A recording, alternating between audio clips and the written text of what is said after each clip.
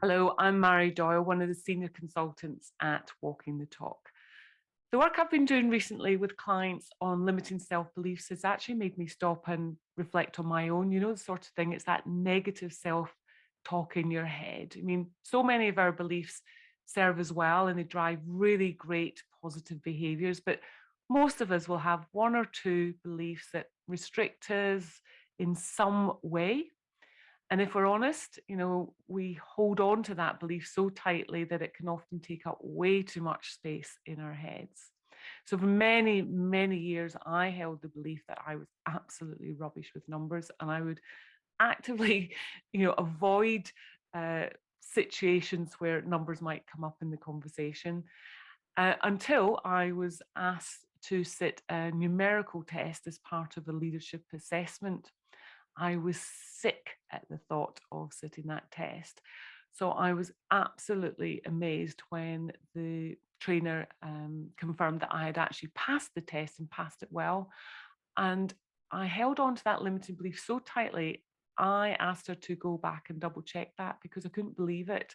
I found it really hard to take that information on board. And so after that, it made me stop and reflect and evaluate, well, where did that limiting belief of mine come from? And I could actually trace it back to something that happened when I was 10 years of age at school. And there was an instant which had made me believe that I was rubbish with numbers. And then I had held that belief very, very tightly for years and years and years. And it was only, at the age of 50, I was able to acknowledge that that belief wasn't actually true. And it was quite sad to reflect on some of the actions and decisions that that might have impacted over the previous 40 years.